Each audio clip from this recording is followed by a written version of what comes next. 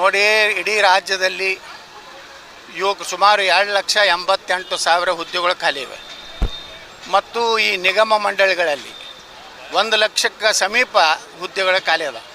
ಹೆಚ್ಚು ಕಡಿಮೆ 4 ಲಕ್ಷ ಸಮೀಪ ಉದ್ಯೋಗ ಯುವಕರಿಗೆ ಕೊಡಬೇಕಾಗಿದೆ. ಆದರೆ ಈ ಸರ್ಕಾರದಲ್ಲಿ ದಿವಾಳಿ ಆಗಿದೆ. ಹಣ ಇಲ್ಲ, ಬರೀ ಗ್ಯಾರಂಟಿ. ಈ ಸಲನೂ 1,16,000 ಕೋಟಿ ರೂಪಾಯಿ ಸಾಲ ತೆಗೆದಾರೆ. ಎದ್ರ ಸಲ ತೆಗೆದಾರ? ಅಭಿವೃದ್ಧಿ ಸಲ ತೆಗೆದಾರ ಅಥವಾ ಕೃಷ್ಣಾ ನೀರಾವರಿ ಪೂರ್ತಿ ಮುಗಿಸ್ತೀನಿ ಅಂತ ತೆಗೆದಾರ?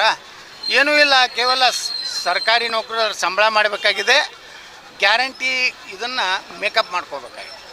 ಇದರಿಂದ ಕರ್ನಾಟಕದ ಅಭಿವೃದ್ಧಿ ಆಗ್ತಾಯಿಲ್ಲ. ನಿರುದ್ಯೋಗ ಯುವಕರಿಗೆ ಇವತ್ತು ಏನು ಸಿಗಬೇಕಾಗಿತ್ತು ನೌಕರಿ, ಅದು ಸಿಗ್ತಾ ಇಲ್ಲ. ಅದಕ್ಕೇ ನಾವು ನಾಳೆ ಬಿಜಾಪುರನ ಕರೆ ಕೊಟ್ಟಿದ್ವಿ. ಆದರೆ ಪೊಲೀಸರು ರಾಜ್ಯ ಸರ್ಕಾರದ ಒಂದು ಒತ್ತಡದಿಂದ ಈ ಒಂದು ಏನು ಅನುಮತಿಯನ್ನು ನಿರಾಕರಿಸ್ಯಾರ. ನಾವು ಇದನ್ನು ಕಲಬುರಗಿ ಪೀಠದಲ್ಲಿ ಚಾಲೆಂಜ್ ಮಾಡ್ತೀವಿ. ನಾವು ಹೋರಾಟ ಬಿಡುವುದಿಲ್ಲ. ನಾನು ಯುವಕರ ಜೊತೆ ಇರ್ತೀನಿ, ಕರ್ನಾಟಕದ ನಿರುದ್ಯೋಗ ಯುವಕರ ಜೊತೆಗೆ. ನಾಳೆ ಇನ್ನೊಂದು 15 ದಿವಸದಲ್ಲಿ ನಾವೆಲ್ಲ ಯುವಕರ ಜೊತೆ ಚರ್ಚೆ ಮಾಡಿ ಬಿಜಾಪುರದಿಂದ ಬೆಂಗಳೂರು ಚಲೋ ಕಾರ್ಯಕ್ರಮ ಕೊಡ್ತೀವಿ. ಅಲ್ಲಿ ಸುಮಾರು 1 ಲಕ್ಷ ಯುವಕರು ಸೇರಿಸಿ ಏನು ನಾವು ಹೋರಾಟ ಮಾಡ್ತೀವಿ. ಸರ್ಕಾರದ ಪತನದ ಮೊದಲನೇ ಹೆಜ್ಜೆ ಆಗ್ತದೆ. ನಾ ಸಿದ್ದರಾಮಯ್ಯ ಸರ್ಕಾರಕ್ಕೆ ಎಚ್ಚರಿಕೆ ಕೊಡ್ತೀನಿ. ತಕ್ಷಣ ನೇಮಕಾತಿ ಪ್ರಾರಂಭ ಮಾಡಬೇಕು. ನಮ್ಮ ನಿರುದ್ಯೋಗ ಯುವಕರಿಗೆ ಉದ್ಯೋಗ ಕೊಡಬೇಕು. ಯಾರಿಗೆ ನಿರುದ್ಯೋಗ ಯುವಕರು ಉದ್ಯೋಗ ತಗೋತಾರಲ್ಲ ಅವ್ರಿಗೆ ಯಾವ ಫ್ರೀಗಳನ್ನು ಕೊಡುವ ಅವಶ್ಯಕತೆ ಇಲ್ಲ.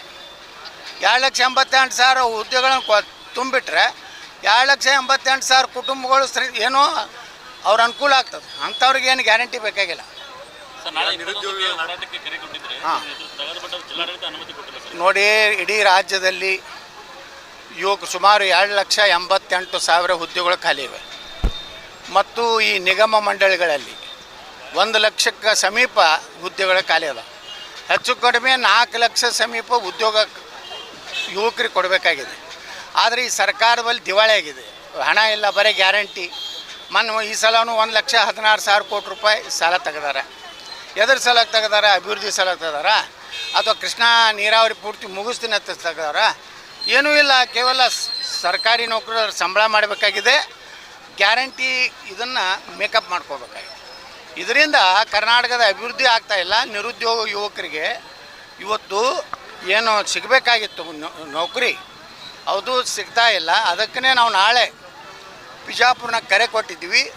ಆದರೆ ಪೊಲೀಸರು ರಾಜ್ಯ ಸರ್ಕಾರದ ಒಂದು ಒತ್ತಡದಿಂದ ಈ ಒಂದು ಏನು ಅನುಮತಿಯನ್ನು ನಿರಾಕರಿಸ್ಯಾರ. ನಾವು ಇದನ್ನು ಕಲಬುರಗಿ ಪೀಠದಲ್ಲಿ ಚಾಲೆಂಜ್ ಮಾಡ್ತೀವಿ. ನಾವು ಹೋರಾಟ ಬಿಡುವುದಿಲ್ಲ. ನಾನು ಯುವಕರ ಜೊತೆ ಇರ್ತೀನಿ, ಕರ್ನಾಟಕದ ನಿರುದ್ಯೋಗ ಯುವಕರ ಜೊತೆಗೆ.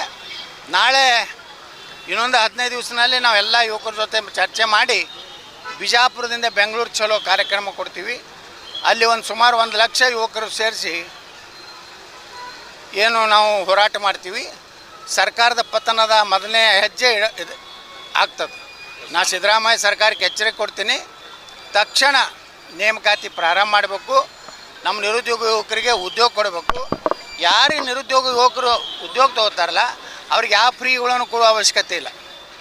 2,88,000 ಹುದ್ದೆಗಳನ್ನು ತುಂಬಿಟ್ರೆ 2,88,000 ಕುಟುಂಬಗಳು ಏನೋ ಅವ್ರ ಅನುಕೂಲ ಆಗ್ತದೆ. ಅಂಥವ್ರಿಗೆ ಏನು ಗ್ಯಾರಂಟಿ ಬೇಕಾಗಿಲ್ಲ.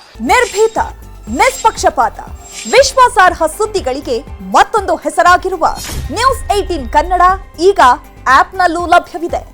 ದಯವಿಟ್ಟು ಇಲ್ಲಿರುವ QR ಕೋಡ್ ಸ್ಕ್ಯಾನ್ ಮಾಡಿಕೊಂಡು ಆಪ್ ಡೌನ್ಲೋಡ್ ಮಾಡೋದಕ್ಕೆ ಮರಿಬೇಡಿ. ನಿಮ್ಮ ಬೆಂಬಲ ಹೀಗೆ ಸದಾ ನಮ್ಮೊಂದಿಗಿರಲಿ. ಧನ್ಯವಾದ.